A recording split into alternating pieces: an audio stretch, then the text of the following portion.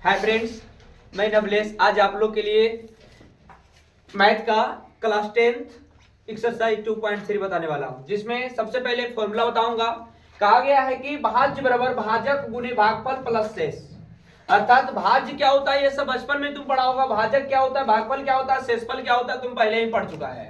तो मैंने आज भी 9th 10th में रिवाइज थोड़ा सा कर देता हूं कि भाज्य बराबर भाजक गुने भागफल प्लस शेष होता है। भाजक होता है जिस संख्या से तुम भाग देते हो, और जिसमें तुम भाग देते हो वो हो गया भाज्य, और जो भागफल आएगा अर्थात भाग देने के बाद जो इधर प्राप्त होगा वो होगा भागफल, और जो कटने के बाद शेष बच जाता है वही कहलाएगा शेषफल। लेकिन उससे पहले इसकी कहानी बहुत पहले ही कर लिया होगा 8-9 में ही। लेकिन आज मेन जो टॉपिक है वो त्रिघात बहुपद है। इससे पहले तुमने पढ़ा होगा द्विघात बहुपद। द्विघात बहुपद क्या लिखा होगा कि त्रिघात बहुपद में 3 शून्यक होगा, द्विघात बहुपद में सिर्फ 2 शून्यक था, अल्फा और बीटा। लेकिन यहाँ त्रिघात बहुपद में आप लोग का 3 शून्यक मिलेगा, अल्फा बीटा और गामा। बहुत सारे को संकेत नहीं मालूम रहता है, तो अल्फा बीटा गामा होता है जो याद करना सिर्फ देखने से याद हो जाता है। तो आज चलते हैं त्रिघात बहुपद का व्यापक रूप। व्यापक रूप माने इसका सच्चाई रूप क्या होता है, तो ax² plus bx plus c plus d होता है, जिसका शून्यक अल्फा बीटा गामा। बहुत सारे को याद नहीं रहता कि सर ये कौन सा अक्षर है, तो ये ग्रीक अक्षर है।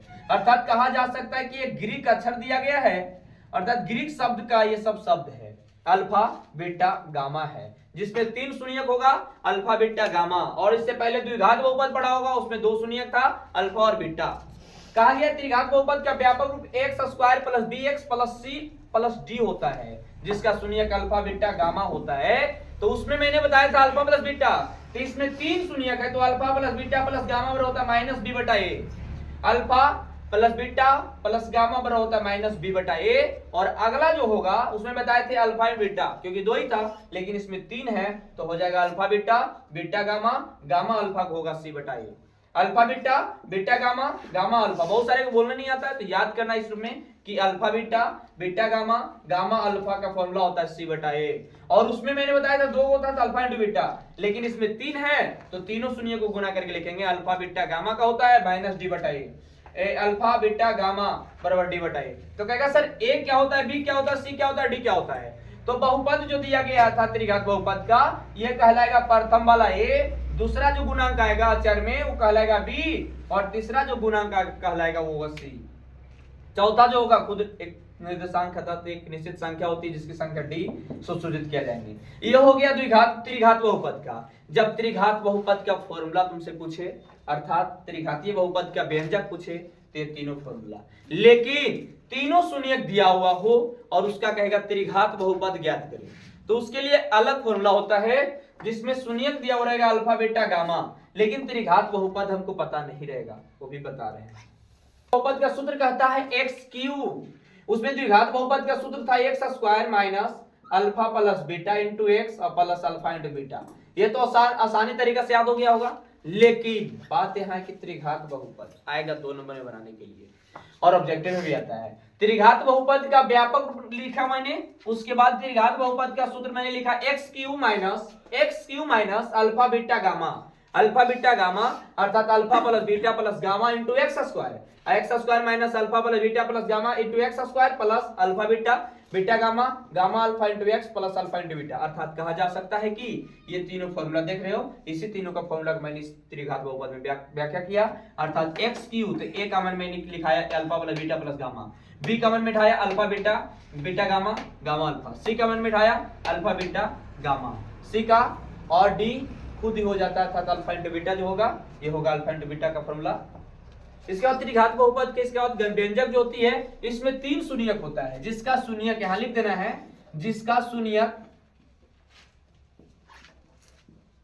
जिसका शून्यक अल्फा बीटा एवं गामा है। ठीक है, ये संकेत होती है। इसके बाद सरल तरीका से क्वेश्चन बनाया जाएगा जो आसानी रूप से फॉर्मूला पूछेगा और इसके बाद क्वेश्चन बनेगा, लिख सकते हो। ये प्रश्न मैंने लिखा एक्सरसाइज 2.3 का। क्या कर रहा है, px बराबर 2x³ प्लस 3x प्लस 1 को qx प्लस x प्लस 2 से भाग दे, अर्थात भाग देना है, और भाग देने के बाद भागफल तथा शेषफल ज्ञात करना है। अर्थात भागफल ज्ञात करना है और शेषफल ज्ञात करना है। उसके बाद जांच करना है कि इसका गुणनखंड है या नहीं। समझो।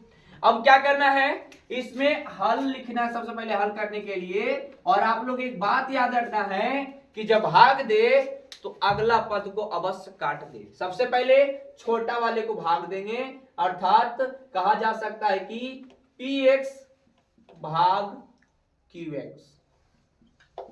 तो इसे भाग देना है x प्लस 2 से, x प्लस 2 से भाग देना है 2x³ प्लस 3x प्लस 1 को भाग देना है। इस अवस्था से भाग देना है। और भाग देने में यह सोचे कि जो पहला संख्या होगा वो अवश्य कटना चाहिए। बच्चा को यही समझ में आता है कि सर भाग क्यों दे, क्योंकि भाग देने से ही भागफल और शेषफल प्राप्त होता है। तो यहाँ पर x का पावर 1 है, x के पावर 3 है, तो मैंने बताया कि पहला संख्या को काटना है। तो इसमें 2 गुणक है, इसमें 2 गुणक नहीं है, तो सबसे पहले भागफल में 2 गुणक डालना पड़ेगा। उसके बाद x है यहाँ पे, तो x प्लस 2 है, और यहां मैंने 2 लिखा, लेकिन पहला वाला को काटना है तो 2 से कट जाएगा, लेकिन x के पावर 3 है और यहां पर 1 है, तो इसमें 2 गुना करेंगे, अर्थात 2x² गुना करके देखेंगे कि 2 दूनी 4x², आई हो गया 2x³। क्यों हुआ, यहां पर आधार सेम है, पावर जुड़ जाएगा। ये x के पावर 2 को यहां पर 1 हो, तो 2 1 3 हो गया, अर्थात कहा जा सकता है कि 2x³ और प्लस 4x² बटा। फिर इसके बाद समीकरण में तुमने पढ़ा होगा कभी कि जो संख्या प्लस होता है वो माइनस हो जाता है, तो ये 2 प्लस में, ये माइनस में कट गया। लेकिन देखना है कि सर इसका जाति तो नहीं है, x² तो ऊपर है ही नहीं कहीं, तो क्या करेंगे, x² वाले लिखेंगे माइनस 4x²। उसके बाद क्या करता है कि सर प्लस में कि माइनस में, तो तुमने माइनस चिन्ह चेंज कर दिया, आ गया माइनस में, तो माइनस 4x²। उसके बाद ऊपर वाला लिखो प्लस 3x और प्लस 1। अब क्या लगाना है कि सर माइनस में यहाँ पे पहले x² मत लगाए, तो x² लिखे, उसके बाद माइनस है तो क्या करेंगे, माइनस लगाएंगे। और सुनो यहाँ पे एक है, यहाँ पे 4, तो सबसे पहले 4, यहाँ पर 2 को x है पावर में, यहाँ पर 1 हो, तो सबसे पहले 1 मर्ते लगाएंगे। अब क्या करेंगे, 4x को क्या कर देंगे, गुना कर देंगे माइनस में, तो ये हो गया 4 दूनी 8x, आई हो गया 4 माइनस 4x गुना x² अर्थात माइनस 4x², आई हो गया माइनस 8x। अभी माइनस में तो प्लस, जो माइनस में प्लस, जो प्लस रहता है माइनस, चिन्ह चेंज हो जाता है। ये देखो प्लस में, ये माइनस में कट गया। इसके बाद ये 8 और 3 11 हो गया, 8 3 11 x प्लस 1, ये हुआ। अगली बार क्या करना है, यहाँ पर x 1 हो, अर्थात गुणक इसमें 1 है, इसमें गुणक 11, तो यहाँ पर डाल देंगे 11। अब गुना कर देंगे, क्या होगा, 11 दूनी 22, और ये हो जाएगा 11x, तो हो गया 11x और प्लस 22। इसके बाद क्या करना है, ये माइनस में, ये भी माइनस में, क्योंकि चिन्ह चेंज होता आता है, ये कट गया 21, अर्थात कहा जा सकता है कि 22 में से 1 गया माइनस 21। अब आया शेषफल आप लोग के लिए माइनस 21, तो यहां लिखना है शेषफल माइनस 21 और भागफल आया 2x² माइनस 4x और प्लस 11 आया। ठीक है, ये आ गया आप लोग का भागफल। लेकिन किताब में क्या करा है कि यदि भागफल जो से भाग दिए हैं, जो भाग दिए इससे, इसका गुणनखंड आया कि नहीं। लेकिन देखना है कि 2x³ है, यहाँ पर 2x² है, यहाँ पर 3x है, यहाँ पर 4x, यहाँ पे 1 है, यहाँ पे 11, तो इसका गुणनखंड नहीं है, इसलिए लिख देंगे अतः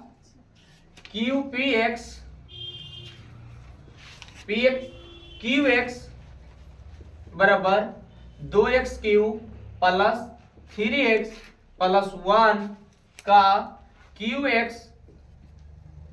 बराबर x प्लस 2 का गुणनखंड नहीं है। गुणनखंड नहीं है। इसी टाइप का टोटल प्रश्न आप लोग बनाइएगा जो भाग विधि से बनेगा। उसके बाद अंत में जांच करना है कि इसका गुणनखंड आया कि नहीं। यदि आ जाता तो लिखते गुणनखंड है, लेकिन यदि गुणनखंड नहीं आया तो लिखना गुणनखंड नहीं आया है। ये आप लोग का भाग विधि है जो आप लोग 8 क्लास 9 क्लास 10 क्लास में पढ़ते आते हैं। बताएं दूसरा प्रश्न कहता है 3x cube plus x square plus 2x plus 5 को 1 plus 2x plus x square से भाग दे और भागफल तथा शेषफल ज्ञात कीजिए। और उसके बाद चेक करना है कि दोनों गुणनखंड है आपस में या नहीं। अगर रहेगा तो हाँ लिखेंगे, यदि नहीं रहेगा तो क्या लिखेंगे, नहीं लिखेंगे। तो सबसे पहले भाग देना है, ये छोटा ये बड़ा है तो छोटा वाला से बड़ा भाग देता है, अर्थात देना है क्या चीज। अगर लिखते हो x प्लस एक्स प्लस ए तो पहले सजाग लिखना है तुम लोग को। क्या लिखना, x square plus 2x plus 1 को भाग देना है 3x cube plus x square plus 2x plus 5 में भाग देना है। तो भाग देने का एक रूल होता है, क्या कहता है कि पहला वाला संख्या पहला वाला को काटना चाहिए तब जाकर आंसर मिलेगा। तो इसका गुणक में 3 है, इसका गुणक में 3 नहीं है तो मैंने 3 लिखा, लेकिन यहाँ पे x के पावर 3 है और x के पावर 2 है तो मैंने क्या करूंगा, x square plus 2x plus 1। इसके बाद गुणक में 3 है तो 3 लिखेंगे। और सुनो यहाँ पर x के पावर 3 है, यहाँ x के पावर 2 है तो x मरते लगाएंगे तो 1 गुना 3x 2 दूनी 4 3 दूनी 6 और एक्स स्क्वायर ये हो गया 3x क्यूब, क्योंकि यहाँ पर एक्स स्क्वायर यहाँ पर 3 2 1 3, अब यहाँ पे प्लस यहाँ पे प्लस तो ये हो गया क्या चीज 3x क्यूब और plus 6x square plus 3x हो गया। इसके बाद मैंने बताया था कि सभी का चिन्ह सेम अलग हो जाता है, सेम अलग हो जाता है। यहाँ पे प्लस है तो माइनस, प्लस है तो माइनस, प्लस है तो माइनस, ये तो कट गया। इसके बाद देखना है कि सरी माइनस में ही प्लस में तो घटेगा और घटकर चिन्ह बड़ा वाला कहीं लगेगा, अर्थात माइनस 5x स्क्वायर और 3 में से 2 गया अर्थात x प्लस 5। इसके बाद क्या करना है, ये माइनस में है और यहाँ पे क्या लगे x, ये प्लस में है तो क्या लगाएंगे, लमसम 5 मरते गुना करना है अर्थात माइनस 5 माइनस 1 गुने माइनस 5 माइनस 5 दूनी 10 तो 10x, ये हो गया माइनस 5x स्क्वायर। सेम तरीका से हम हटा देंगे, कितने मरते लगाए, माइनस 5 मरते, तो ये हो गया minus 5x square minus 10x और माइनस 5। ठीक है, इसके बाद क्या करेंगे, यहाँ पे माइनस है तो प्लस, यहाँ पे माइनस है तो प्लस, यहाँ पे प्लस माइनस है तो प्लस, ये तो कट गया। इसके बाद ये 10 है, 10x में से 1x गया तो 9x। इसके बाद ये हो गया 5 5 10, यही चीज हो गया आप लोग का आंसर। लिखना है क्या चीज, लिखोगे भागफल नहीं, पहले शेषफल लिखना, शेषफल बराबर 9x प्लस 10। इसके बाद भागफल जो होगा,